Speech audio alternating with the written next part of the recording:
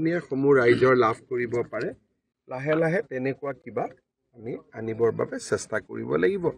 আৰু ভূমিহীন জনজাতি লোক থাকিলে তেওঁলোকক আমি এলটমেণ্টটো দিব পাৰোঁ যদি কোনোবা ট্ৰাইবেল লেণ্ডলেছ ব্যক্তি আছে তেওঁলোকেও এলটমেণ্টটো ল'ব পাৰে কিন্তু মাটিখিনি আমি অকণমান ধুনীয়াকৈ সংৰক্ষণ কৰিম আৰু বেটেলিয়নটো আহিলে মাটিখিনি সংৰক্ষণ হৈ যাব কিমানমান ভূমি এতিয়া লোৱা হ'ব কেতিয়াৰ পৰা আৰু 3 বছৰটো লাগিবই সম্পূৰ্ণ হওঁতে গতিকে সেই ধৰণে চলি গৈ থাকিব কিমান বিঘা সামৰিব ইয়াতে আমাৰ হাৰ্ডলি 100 বিঘা বেটেলিয়নৰ কাৰণে ইমান নালাগে 100 বিঘা মাটি আৰু আমি মাত্ৰ 100 বিঘাই মাটি ল'ম তাতকৈ বেছি নহয় স্থানীয় ৰাইজৰ অভিযোগ আছে যিসকলক উচ্ছেদ কৰা হ'ল তাৰে কিছু সংখ্যকে আঁতৰি গৈছে কিন্তু যথেষ্ট ইয়াতে আছে কিছু সংখ্যকে মছজিদ এটাৰ কেন্দ্ৰ কৰি আছে কিন্তু কেছটো শেষ হৈ যাব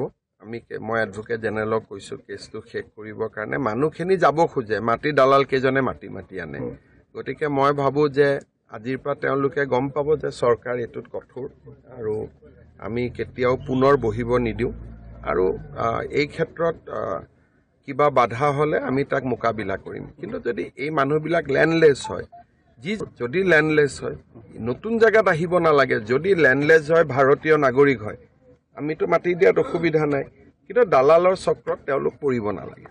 কিছু অঞ্চল এতিয়াও আছে ছাৰ যিবোৰ উচ্ছেদ কৰি ল'ম অকণমান কি হয় উচ্ছেদটো কৰি কিবা এটা কামত যদি ব্যৱহাৰ কৰিব নোৱাৰোঁ আকৌ উচ্ছেদ কৰাৰ পিছত মানুহ আহি যায় গতিকে ধৰি লওক এটা ফিচাৰীত মাছ আছে আপুনি মাছটো ওলাব পাৰে কিন্তু যদি খোৱা মানুহ নাই বিক্ৰী কৰা জেগা নাই তেতিয়াহ'লে কি কৰিব সেইকাৰণে এইখিনি আমি হিচাপত ধৰি ৰাখিছোঁ কিবা ভাল চৰকাৰী আঁচনি আনিলে কাৰণ ট্ৰাইবেল বেল্ট এণ্ড ব্লক ইয়াত যিকোনো আমি কৰিব নোৱাৰোঁ ধৰক এখন মেডিকেল কলেজ আহিলে এখন ভাল ইউনিভাৰ্চিটি আহিলে ৰিং ৰোডটো আগেদি যাব গতিকে যোৱাৰ লগে লগে ইয়াত ইউনিভাৰ্চিটি হ'ব পাৰে মেডিকেল কলেজ হ'ব পাৰে ইঞ্জিনিয়াৰিং কলেজ হ'ব পাৰে সেইকাৰণে ভাল আঁচনি আহিলে উচ্ছেদ কৰাৰ আমি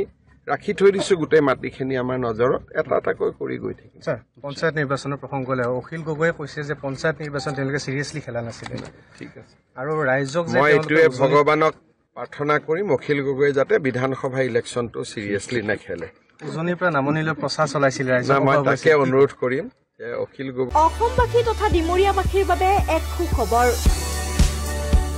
ডিমৰীয়াৰ তেতেলীয়াস্থিত প্ৰভিন্স কলেজত আৰম্ভ হৈছে 2025-26 বৰ্ষৰ BA প্ৰথম বৰ্ষৰ নামভৰ্তি প্ৰক্ৰিয়া উপলব্ধ সুবিধাসমূহ লাইব্ৰেৰী কম্পিউটাৰ লেব ডিজিটেল ক্লাছৰুম উপযুক্ত হোষ্টেলৰ ব্যৱস্থা কেণ্টিনৰ ব্যৱস্থা ইত্যাদি অভিজ্ঞতা সম্পন্ন শিক্ষকৰ দ্বাৰা শিক্ষা প্ৰদানৰ ব্যৱস্থা থকা প্ৰভিন্স কলেজত নামভৰ্তিৰ বাবে শীঘ্ৰেই যোগাযোগ কৰক 9864032298 অথবা 93650 59565 নম্বৰত